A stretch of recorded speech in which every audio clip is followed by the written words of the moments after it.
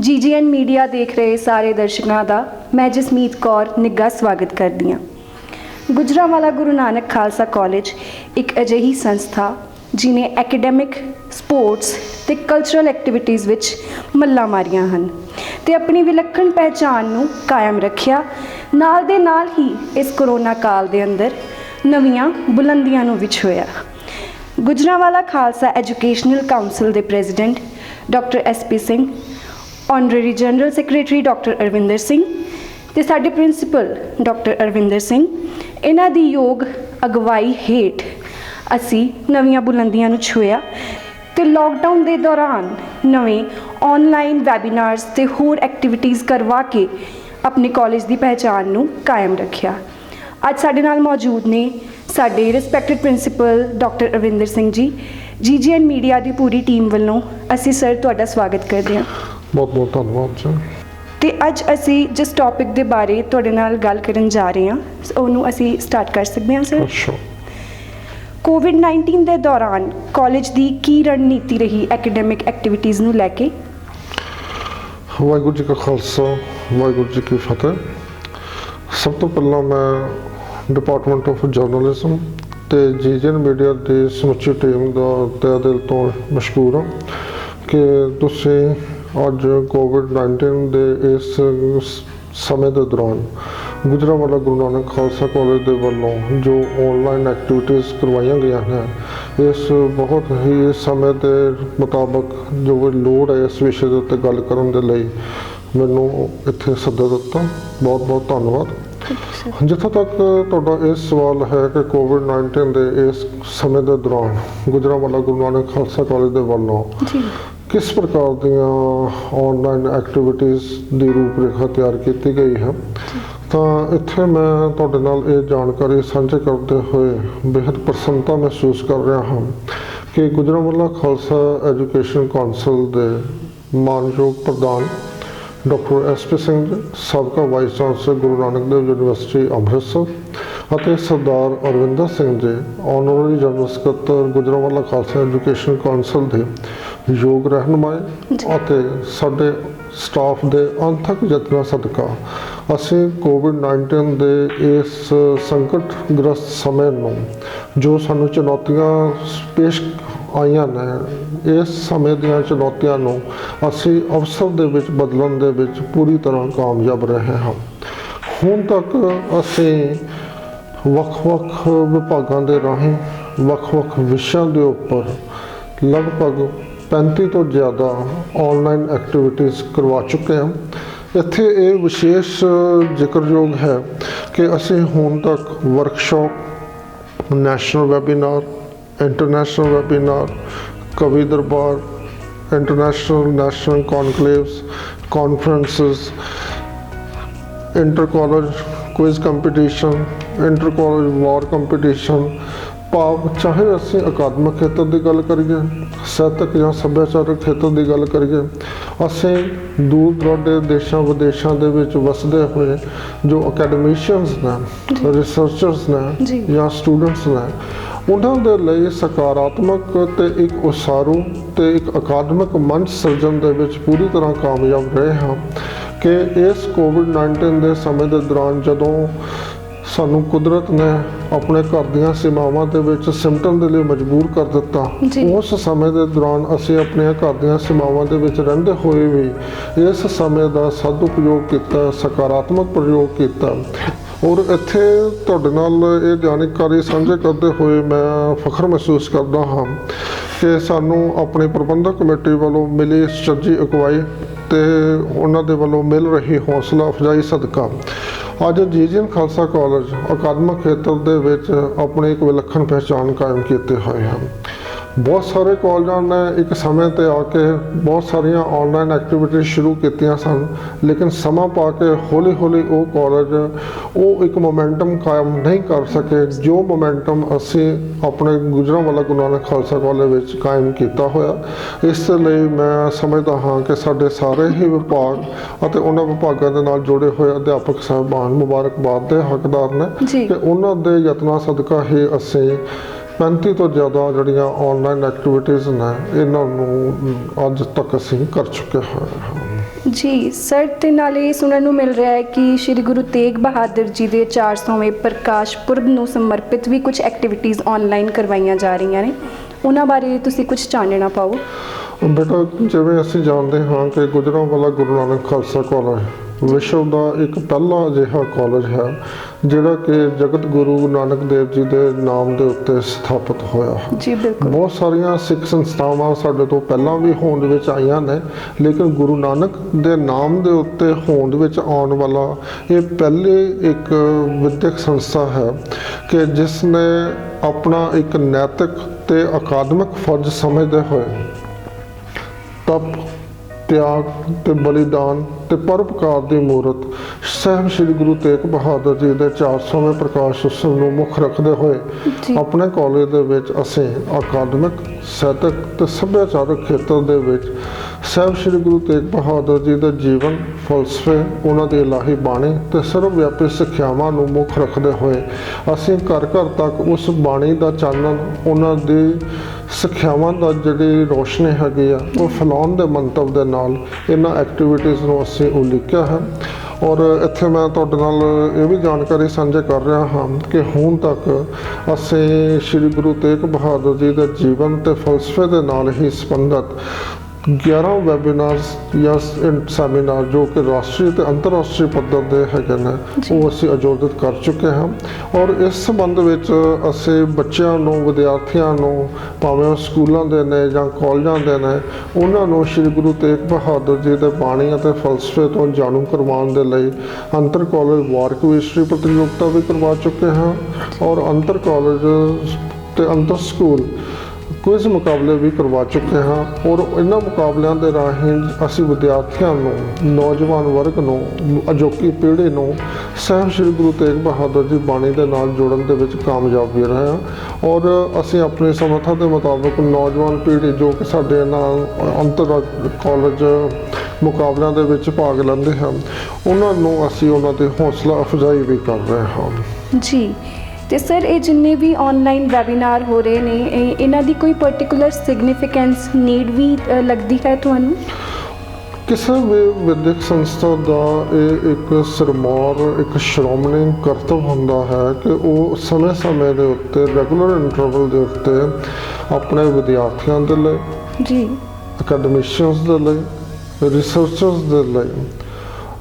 ਜੋ ਸਮਕਾਲੀ ਸਰੋਕਾਰ ਨੇ ਉਹਨਾਂ ਦੇ ਉੱਤੇ ਅਸੀਂ ਸੰਵਾਦ ਰਚਾਉਣ ਦੇ ਲਈ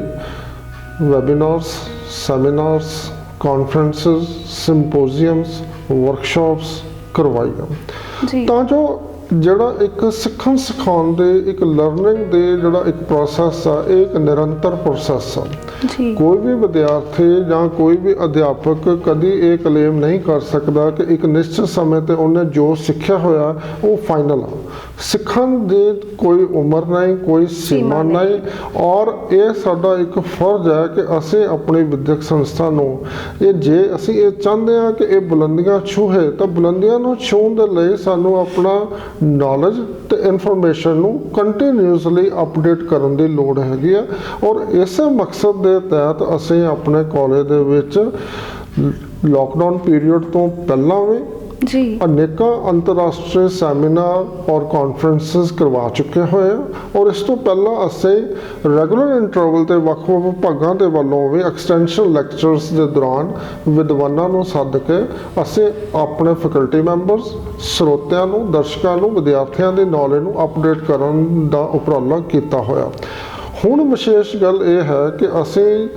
ਇਸ ਸੰਕਟਗ੍ਰਸਤ ਸਮੇਂ ਨੂੰ, ਜਿਹਨੂੰ ਅਸੀਂ ਕੋਵਿਡ ਕਾਲ ਕਹਿੰਦੇ ਹਾਂ, ਜਿਸ ਤੋਂ ਸਾਰੀ ਮਨੁੱਖ ਜਾਤੀ ਇਸ ਵੇਲੇ ਪਰੇਸ਼ਾਨ ਹੈ ਔਰ ਸੰਕਟ ਦਾ ਸਾਹਮਣਾ ਕਰ ਰਹੀ ਹੈ, ਇਸ ਸਮੇਂ ਦੇ ਦੌਰਾਨ ਅਸੀਂ ਆਪਣੇ ਕਾਲਜ ਦੇ ਵਿੱਚ ਸਾਡੀ ਉਹ ਪਰੰਪਰਾ, ਉਹ ਰਵਾਇਤ ਜਿਸ ਦੇ ਦੌਰਾਨ ਅਸੀਂ ਸਿੱਖਣ ਸਿਖਾਉਣ ਦੀ ਪ੍ਰਕਿਰਿਆ ਨੂੰ ਨਿਰੰਤਰ ਜਾਰੀ ਰੱਖਦੇ ਹਾਂ, ਅਸੀਂ ਇਸ ਸਮੇਂ ਦੇ ਦੌਰਾਨ ਵੀ ਆਪਣੇ ਹੱਥ ਧਰ ਕੇ ਨਹੀਂ ਬੈਠੇ ਹੋਏ, ਬਲਕਿ ਕਦਮ ਨਾਲ ਕਦਮ ਬਣਾ ਕੇ, ਰਾਦਰ ਮੈਂ ਕਹੂੰਗਾ ਇੱਕ ਕਦਮ ਵੱਧ ਹੀ ਚੱਲ ਕੇ ਅਸੀਂ ਇਹੋ ਜਿਹੇ ਉਪਰਾਲੇ ਕਰ ਰਹੇ ਹਾਂ ਤਾਂ ਜੋ ਗੁਜਰਾਂਵਾਲਾ ਗੁਰੂ ਨਾਨਕ ਖਾਲਸਾ ਕਾਲਜ ਅਕਾਦਮਿਕ ਖੇਤਰ ਦੇ ਵਿੱਚ ਇੱਕ ਆਪਣੀ ਨਿਵੇਕਲੀ ਪਹਿਚਾਣ ਕਾਇਮ ਕਰ ਸਕੇ। ਜੀ, ਤੇ ਸਰ ਪ੍ਰਵਾਸੀ ਸਾਹਿਤ ਅਧਿਐਨ ਕੇਂਦਰ ਤੇ ਪੰਜਾਬੀ ਵਿਭਾਗ ਇਹਨਾਂ ਦੀਆਂ ਜਿਹੜੀਆਂ ਗਤੀਵਿਧੀਆਂ ਨੇ ਇਹਨਾਂ ਦਾ ਕਾਲਜ ਵਿੱਚ ਵਿਸ਼ੇਸ਼ ਸਥਾਨ ਰਿਹਾ ਹੈ ਤੇ ਤੁਸੀਂ ਇਹਨਾਂ ਦੇ ਸਹਿਯੋਗ ਬਾਰੇ ਸਾਨੂੰ ਕੁਝ ਦੱਸੋ। ਤੁਸੀਂ ਬਹੁਤ ਖੂਬਸੂਰਤ ਸਵਾਲ ਕੀਤਾ ਕਿ ਗੁਜਰਾਂਵਾਲਾ ਗੁਰੂ ਨਾਨਕ ਖਾਲਸਾ ਕਾਲਜ ਦੇ ਨਾਲ ਪੰਜਾਬੀ ਜਗਤ ਦੀ ਇੱਕ ਅਹਿਮ ਸ਼ਖਸੀਅਤ ਜਿਹੜੀ ਕਿ ਕੋਈ ਵੀ ਰਸਮੀ ਤਾਰਫ ਦੀ ਮੁਹਤਾਜ ਨਹੀਂ ਹੈ, ਉਹ ਹੈ ਡਾਕਟਰ ਐਸ.ਪੀ. ਸਿੰਘ। ਜੀ ਸਰ। Doctor SP. ਸਿੰਘ ਇਸ ਵੇਲੇ ਪੰਜਾਬੀ ਜਗਤ ਦੇ ਉਹ ਚਾਨਣ ਮੁਨਾਰਾ ਹਨ ਕਿ ਜੋ ਹਰ ਪਾਸੇ ਪੰਜਾਬੀ ਤੇ ਪੰਜਾਬੀਅਤ ਨੂੰ ਪਿਆਰ ਕਰਨ ਵਾਲਿਆਂ ਦੇ ਲਈ ਅਜਿਹੇ ਸਾਹਿਤਕ ਤੇ ਸੱਭਿਆਚਾਰਕ ਮੰਚ ਸਿਰਜ ਰਹੇ ਹਨ। ਔਰ ਇਹ ਸਾਡੇ ਲਈ ਮਾਣ ਵਾਲੀ ਗੱਲ ਹੈ ਕਿ ਉਹਨਾਂ ਦੀ ਛਤਰਛਾਇਆ, ਉਹਨਾਂ ਦੇ ਮਾਰਗਦਰਸ਼ਨ ਦੇ ਹੇਠ ਅੱਜ ਸਾਡੇ ਗੁਜਰਾਂਵਾਲਾ ਗੁਰੂ ਨਾਨਕ ਖਾਲਸਾ ਕਾਲਜ ਦਾ ਜੋ ਪੰਜਾਬੀ ਵਿਭਾਗ ਹੈ, ਜੋ ਸਾਡੇ ਕਾਲਜ ਦੇ ਵਿੱਚ ਪ੍ਰਵਾਸੀ ਸਾਹਿਤ ਅਧਿਐਨ ਕੇਂਦਰ ਡਾਕਟਰ ਐਸ.ਪੀ. ਸਿੰਘ ਜੀ ਦੇ ਸੁਪਨਿਆਂ ਨੂੰ ਸਾਕਾਰ ਰੂਪ ਦੇ ਰਿਹਾ ਹੈ, ਉਹ ਵੀ ਇਸ ਕਰੋਨਾ ਕਾਲ ਦੇ ਸਮੇਂ ਦੇ ਦੌਰਾਨ ਇੱਕ ਆਪਣੀ ਵਿਲੱਖਣ ਪਹਿਚਾਣ ਕਾਇਮ ਰੱਖ ਰਿਹਾ ਹੈ। ਔਰ ਇੱਥੇ ਤੁਹਾਡੇ ਨਾਲ ਇਹ ਜਾਣਕਾਰੀ ਸਾਂਝੇ ਕਰਦੇ ਹੋਏ ਬੇहद ਖੁਸ਼ੀ ਹੋ ਰਹੀ ਹੈ ਕਿ ਅੱਜ ਸਾਡਾ ਪ੍ਰਵਾਸੀ ਸਾਹਿਤ ਅਧਿਐਨ ਕੇਂਦਰ ਪਿਛਲੇ ਤਕਰੀਬਨ 7-8 ਮਹੀਨਿਆਂ ਤੋਂ, ਜਦੋਂ ਤੋਂ ਅਸੀਂ ਕੋਵਿਡ ਦਾ ਸਾਹਮਣਾ ਕਰ ਰਹੇ ਹਾਂ, ਲਾਕਡਾਊਨ ਪੀਰੀਅਡ ਅਸੀਂ ਫੇਸ ਕੀਤਾ ਵਾ, ਇਸ ਦੇ ਵਿੱਚ ਅਸੀਂ ਕਰੋਨਾ, ਕਿਸਾਨੀ, ਪੰਜਾਬੀਅਤ ਨੂੰ ਦਰਪੇਸ਼ ਜਿਹੜੇ ਸਮੱਸਿਆਵਾਂ ਨੇ ਜਾਂ ਜਿਹੜੇ ਸਾਡੇ ਇਹ ਸਮਕਾਲੀ ਸਰੋਕਾਰ ਨੇ, ਇਹਨਾਂ ਵਿਸ਼ਿਆਂ ਦੇ ਉੱਤੇ ਅਸੀਂ ਅਨੇਕਾਂ ਕਵੀ ਦਰਬਾਰ ਅਤੇ ਸੰਵਾਦ ਜਿਹੜੀਆਂ ਰਚਾਏ ਨੇ। ਔਰ ਦੇਸ਼ਾਂ ਵਿਦੇਸ਼ਾਂ ਤੋਂ ਜੋ ਮੁਮਤਾਜ਼ ਅਦਬੀ ਸ਼ਖਸੀਅਤਾਂ ਨੇ ਜਾਂ ਜੋ ਮੁਮਤਾਜ਼ ਸਾਡੇ ਕਵੀਜ਼ਨ ਨੇ, ਅਸੀਂ ਉਹਨਾਂ ਦੇ ਲਈ ਇੱਕ ਆਨਲਾਈਨ ਪਲੇਟਫਾਰਮ ਸਿਰਜ ਕੇ ਉਹਨਾਂ ਦੀ ਵੇਦਨਾ, ਉਹਨਾਂ ਦੀ ਸੰਵੇਦਨਾ, ਉਹਨਾਂ ਦੀ ਜੋ ਭਾਵਨਾਵਾਂ ਨੇ, ਉਹਨਾਂ ਦੇ ਲਈ ਇੱਕ ਮੰਚ ਸਿਰਜਿਆ ਹੈ ਤਾਂ ਜੋ ਅਸੀਂ ਆਪਣੇ ਦਰਸ਼ਕਾਂ, ਸਰੋਤਿਆਂ, ਵਿਦਿਆਰਥੀਆਂ ਅਤੇ ਫੈਕਲਟੀ ਮੈਂਬਰਸ ਨੂੰ ਜੋ ਸਮਕਾਲੀ ਸਰੋਕਾਰ ਨੇ, ਜੋ ਸਾਡੇ ਮਾਂ ਬੋਲੀ ਪੰਜਾਬੀ ਨੂੰ ਸਮੱਸਿਆਵਾਂ ਦਾ ਸਾਹਮਣਾ ਕਰਨਾ ਪੈ ਰਿਹਾ, ਜੋ ਸਾਡੇ ਪੰਜਾਬੀ ਸੱਭਿਆਚਾਰ ਨੂੰ ਜਿਨ੍ਹਾਂ ਸੰਕਟਾਂ ਦਾ ਸਾਹਮਣਾ ਕਰਨਾ ਪੈ ਰਿਹਾ ਹੈ, ਜਾਂ ਸਾਡੇ ਤੁਸੀਂ ਜਿਵੇਂ ਜਾਣਦੇ ਹੋ ਕਿ ਅੱਜ ਕੱਲ੍ਹ ਪੰਜਾਬ ਦੇ ਜੋ ਕਿਸਾਨੀ ਵਰਗ ਨੂੰ ਸਮੱਸਿਆਵਾਂ ਦਾ ਸਾਹਮਣਾ ਕਰਨਾ ਪੈ ਰਿਹਾ ਵਾ, ਉਹਨਾਂ ਉੱਤੇ ਵੀ ਅਸੀਂ ਆਪਣੇ ਕਵੀ ਤੇ ਜੋ ਸਾਡੇ ਵਿਦਵਾਨ ਸੱਜਣ ਪੰਜਾਬੀ ਅਦਬ ਦੇ ਨਾਲ ਜੁੜੇ ਹੋਏ ਨੇ, ਉਹਨਾਂ ਨੂੰ ਸੱਦ ਕੇ, ਉਹਨਾਂ ਨੂੰ ਆਮੰਤਰਿਤ ਕਰਕੇ ਅਸੀਂ ਆਪਣੇ ਕਵੀ ਦਰਬਾਰਾਂ ਦੀ ਸ਼ੋਭਾ ਵੀ ਵਧਾ ਰਹੇ ਹਾਂ। ਔਰ ਵਰਤਮਾਨ ਸਮੇਂ ਦੇ ਵਿੱਚ ਵੱਖ-ਵੱਖ ਸਾਹਿਤ ਵਿਧਾਵਾਂ ਦੇ ਵਿੱਚ ਮਾਂ ਬੋਲੀ ਪੰਜਾਬੀ ਦੀ ਕਿਵੇਂ ਸੇਵਾ ਕੀਤੀ ਜਾ ਰਹੀ ਹੈ, ਉਸ ਤੋਂ ਵੀ ਜਾਣੂ ਹੋ ਰਹੇ ਹਾਂ ਤੇ ਜਾਣੂ ਕਰਵਾ ਵੀ ਰਹੇ ਹਾਂ। ਤੇ ਸਰ, ਪੰਜਾਬੀ ਵਿਭਾਗ ਦੇ ਨਾਲ ਹੋਰ ਡਿਪਾਰਟਮੈਂਟਸ ਵੱਲੋਂ ਕੀ ਯੋਗਦਾਨ ਪਾਇਆ ਜਾ ਰਿਹਾ ਹੈ? ਬਿਲਕੁਲ, ਇਕੱਲਾ ਇਹਦੇ ਵਿੱਚ ਸਿਰਫ ਅਸੀਂ ਸ਼੍ਰੀ ਗੁਰੂ ਤੇਗ ਬਹਾਦਰ ਜੀ ਦੇ 400ਵੇਂ ਪ੍ਰਕਾਸ਼ ਉਤਸਵ ਨੂੰ ਮੁੱਖ ਰੱਖ ਕੇ ਹੀ ਕੁਝ ਗਤੀਵਿਧੀਆਂ ਨਹੀਂ ਕਰ ਰਹੇ ਜਾਂ ਸਿਰਫ ਪੰਜਾਬੀ ਵਿਸ਼ੇ ਦੇ ਨਾਲ ਜੁੜੀਆਂ ਹੋਏ ਵੈਬੀਨਾਰ ਹੀ ਨਹੀਂ ਕਰਵਾ ਰਹੇ। ਇੱਥੇ ਤੁਹਾਡੇ ਦੇ ਨਾਲ ਇਹ ਵੀ ਜਾਣਕਾਰੀ ਸਾਂਝੇ ਕਰਦੇ ਹੋਏ ਫਖਰ ਮਹਿਸੂਸ ਹੋ ਰਿਹਾ ਕਿ ਸਾਡੇ ਕਾਮਰਸ ਵਿਭਾਗ, ਕੈਮਿਸਟਰੀ ਵਿਭਾਗ, IQAC, ਸਾਇੰਸ ਵਿਭਾਗ, ਕੰਪਿਊਟਰ ਸਾਇੰਸ ਡਿਪਾਰਟਮੈਂਟ, ਹਿੰਦੀ ਜਾਂ ਇੰਗਲਿਸ਼ ਵਿਭਾਗ ਦੇ ਵੱਲੋਂ ਵੀ ਸਮੇਂ-ਸਮੇਂ ਦੇ ਉੱਤੇ ਕਈ ਰਾਸ਼ਟਰੀ ਤੇ ਅੰਤਰਰਾਸ਼ਟਰੀ ਪੱਧਰ ਦੇ ਉੱਤੇ ਫੈਕਲਟੀ ਡਿਵੈਲਪਮੈਂਟ ਪ੍ਰੋਗਰਾਮਸ, ਸਿੰਪੋਜ਼ੀਅਮਸ, ਵੈਬੀਨਾਰਸ, ਕਾਨਫਰੰਸਿਸ ਆਯੋਜਿਤ ਕੀਤੀਆਂ ਜਾ ਚੁੱਕੀਆਂ ਨੇ, ਜਿਨ੍ਹਾਂ ਦਾ ਮੁੱਖ ਸੰਬੰਧ ਹੁਣ ਤੱਕ ਸਾਡੇ ਨਿਊ ਐਜੂਕੇਸ਼ਨ ਪਾਲਿਸੀ, ਜੋ ਸਾਡੇ ਦੇਸ਼ ਦੇ ਵਿੱਚ ਐਜੂਕੇਸ਼ਨ ਸਿਸਟਮ ਹੈ, ਸਕਿੱਲ ਡਿਵੈਲਪਮੈਂਟ ਹੈ, ਕਮਿਊਨੀਕੇਸ਼ਨ ਸਕਿੱਲ ਹੈ, ਜਾਂ ਕੋਵਿਡ ਕਾਲ ਦੇ ਦੌਰਾਨ ਸਾਇੰਸ ਦਾ ਕੀ ਰੋਲ ਰਿਹਾ ਵਾ, ਜਾਂ ਕੋਵਿਡ ਦਾ ਕਹਿ ਲਓ ਵੀ ਤੁਸੀਂ ਸਾਡੇ ਇਕਨੋਮੀ ਦੇ ਉੱਤੇ, ਸਾਡੇ ਫੋਰਨ ਟ੍ਰੇਡ ਦੇ ਉੱਤੇ ਕੀ ਅਸਰ ਪਿਆ। ਇਹਨਾਂ ਸਾਰੇ ਵਿਸ਼ਿਆਂ ਦੇ ਉੱਤੇ ਅਸੀਂ ਵੱਖ-ਵੱਖ ਵਿਭਾਗਾਂ ਦੇ ਤਾਲਮੇਲ ਦੇ ਰਾਹੀਂ, ਉਹਨਾਂ ਦੇ ਸਹਿਯੋਗ ਦੇ ਰਾਹੀਂ, ਸਟਾਫ ਦੇ ਅੰਤਕ ਯਤਨਾਂ ਸਦਕਾ ਅਸੀਂ ਵੱਖ-ਵੱਖ ਵਿਸ਼ਿਆਂ ਦੇ ਉੱਤੇ ਅਨੇਕਾਂ ਅਕਾਦਮਿਕ ਗਤੀਵਿਧੀਆਂ ਨੂੰ ਸੁਚੱਜੇ ਢੰਗ ਦੇ ਨਾਲ ਹੁਣ ਤੱਕ ਕਰਵਾਇਆ ਵਾ। ਔਰ ਇਹਦੇ ਵਿੱਚ ਅਸੀਂ ਇੱਕ ਉਪਰਾਲਾ ਇਹ ਵੀ ਕੀਤਾ ਹੈ ਕਿ ਜੋ ਸਾਡੀਆਂ ਇਹਨਾਂ ਗਤੀਵਿਧੀਆਂ ਦਾ ਆਯੋਜਨ ਹੈ, ਇਸ ਦੇ ਵਿੱਚ ਅਸੀਂ ਦੇਸ਼ਾਂ ਵਿਦੇਸ਼ਾਂ ਤੋਂ ਜਿਹੜੇ ਮਾਹਰ ਨੇ, ਵਿਸ਼ਾ ਮਾਹਰ ਨੇ, ਅਸੀਂ ਉਹਨਾਂ ਨੂੰ ਸੱਦਿਆ ਵਾ। ਔਰ ਇਹ ਸਾਡੇ ਲਈ ਮਾਣ ਦੀ ਗੱਲ ਹੈ ਕਿ